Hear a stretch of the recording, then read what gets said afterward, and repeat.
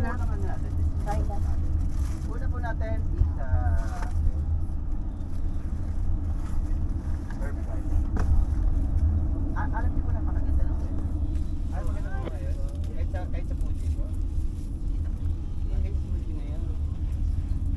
Alam namin cloudy. Hapon, cloudy na. Pero kita ka. Buo pa rin siya kita. May ulap ng maharang, pero nakita yung tip, kita lahat. Okay. Sa parang na middle yung ulap. Ngayon naman, parang kita siya. Gusto mo excited ko yung mga kasama ko sa Gotemba. So yung Gotemba po kasi is 40 minutes away sa Fuji. So kayo na lang po mag-decide kung gano'ng kahaba yung oras na gusto dito. Kasi kahapon 3 hours na sa Gotemba? Malaki po kasi yung Gotemba. Pwede pupunta ko pa sa Gotemba, parang 1 hour lang kami. Pero parang isang store lang ata kami, dalawang store. Pag 1 hour, mostly isang store. So, kasi siyempre, bibili ka pa. After po yun, napabalik na po yung Gotemba, no? Last na po yun. Last yun. Kailan natin mag-decide, guys, ilang oras tayo mag-stay sa Gotemba. So, pagpunta nyo doon, away-away na. Kanya-kanya na. Watak-watak na. Gusto daw makita si Fuji, yun ang naman yung ganda rin ang mga viewing nature. Ano Bray, decide na kayong kumakit kayo? Akit sa Pagoda, that is 400 steps. So may 55 steps pa yun.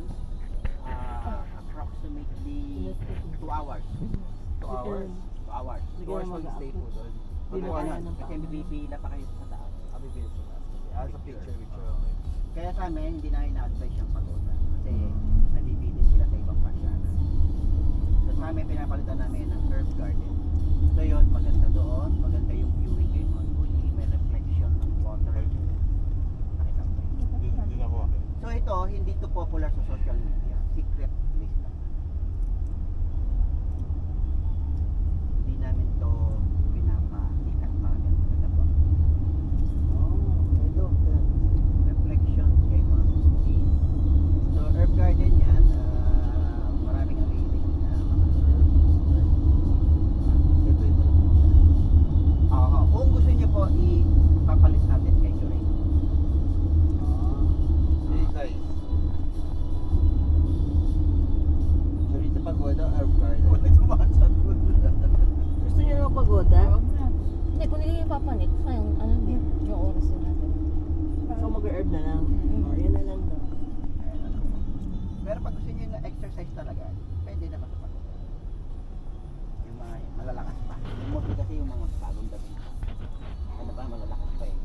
Ginagawa pang maglakad yan eh. 4 na araw na po na. 4 days. 4 days medyo pagod ng konti. Nag-visita kami kahapon. Ay, pagod niya. Pagod ko eh. Pagod niya. Pang ilang beses niyo na po dito? Yung iba first time ko. Pero nag-usakan na sila last time. Usakan. First time ko. Ang daming pasyalan po dito.